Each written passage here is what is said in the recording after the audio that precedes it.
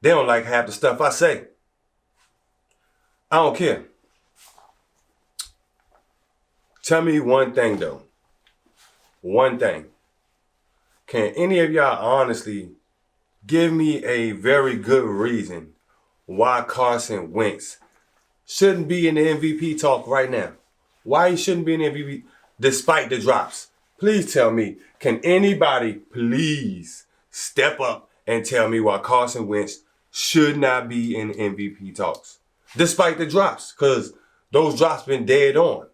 In the hands, on the chest, out the hands. It's not his fault. He putting it dead on. But anyways, most of y'all been here, and I thank y'all for that. And for everybody new, please subscribe because we doing this every day, all day. We bashing everybody every day, all day. But for the most part, everybody that has been here, they know I got allergies. I got allergies. I'm allergic to the BS. And by the BS, I mean the fronts the Dallas Cowboys fan base be putting up. Like right now, I'm starting to see a lot of YouTubers. I'm starting to see a lot of them now.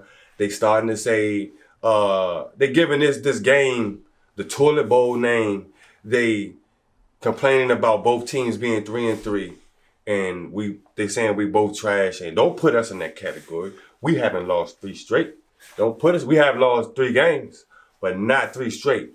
We always tend to bounce back, which is why I'm here today right now. We tend to bounce back off games when we lose, good or bad. No loss is a good loss, but it's circumstances during the game that can really, make a team have that loss.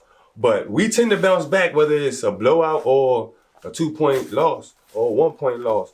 Now, I'm saying this because of the last game we played. Now we're going into this game Sunday night, and it's a lot of talk. It's a lot of talk, and it's rumors about somebody is doing this and that in the locker room, talking to reporters, and they basically reporting that they don't like Carson Wentz and the way Doug Peterson is going downfield. They don't like the way they're going downfield. They need to chuck it down more. Now, me personally, I was cussing the TV out because I felt like they weren't going down the field enough. Okay?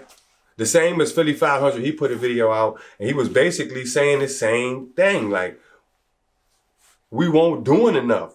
This is why we screamed for Deshaun Jackson, because he came in week 1 and he basically teased us. Now, it was more than a teaser, but it's a teaser when you only give it to us for 1 game, and here we are in week 7 about to play.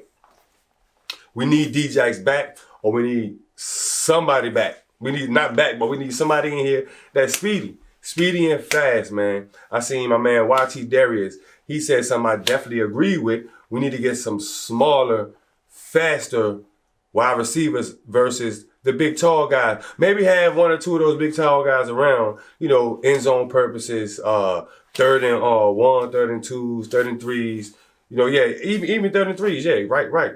But I agree with everything he was saying. Somebody that can really, break the field, create a lot of space. Not even a lot, just enough to where Carson Wentz can let that ball go and you just kind of chase the ball and go get it. You know what I'm saying? We need those type of wide receivers, because as you can see right now, we only really do I think our longest pass reception, what was it, like 30 yards? It was 30-some yards. And I think Miles Sanders hold that. So he's the running back. That should tell you more. That should tell you, as in what Philly 500 was saying, that whole rumor, it's got to be bogus. It's got to be bogus. There's got to be somebody stirring the pot. It's a Dallas fan on the low stirring the pot somewhere, because how in the hell could somebody be complaining about us throwing down the field too much when our biggest downfield completion was from our running back? Anyway, moving along, man. We getting right into it now. We coming up on game time, and I can't even lie, man. I'm kind of turned a little bit, man. I'm feeling it, and I feel like I said, I don't know what y'all call a blowout. What y'all call a blowout? Like me, We beat you by 2 touchdowns. We blew you out. 14 points. Period.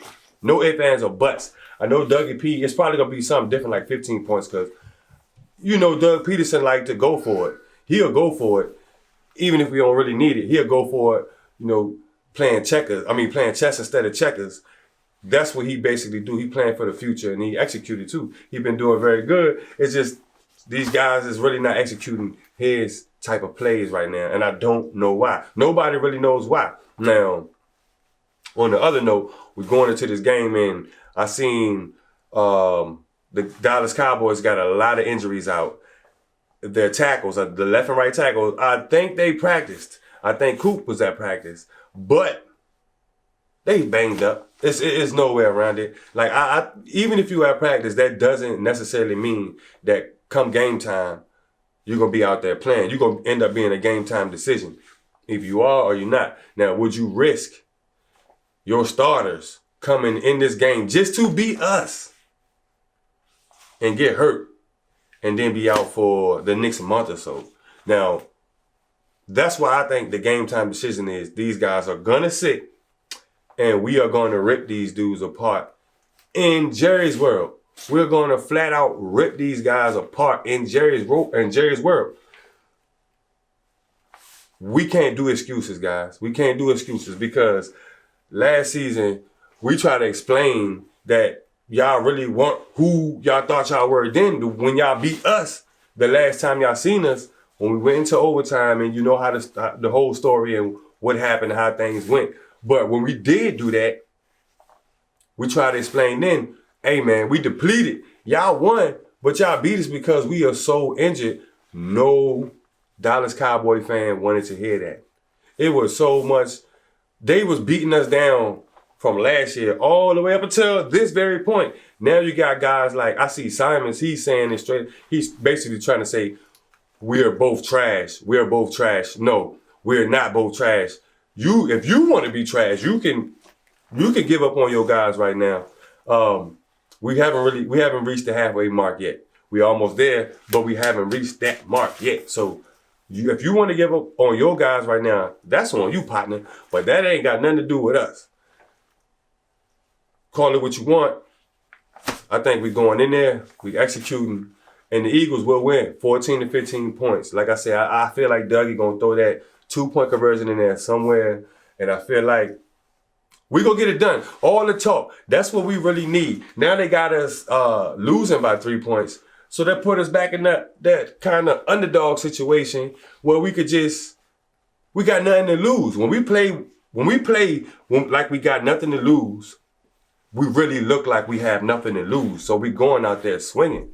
The Philadelphia Eagles have went down to the Dallas Cowboys home, and out of the last 6 games, they won 4 of those 6 games in Dallas. So I believe that we got the edge coming in, especially with these guys being so injured. Like, we are injured too, but we are battle tested. We know how to play with injury. We know how to overcome having injury. And it may take a couple games, but we eventually get it together.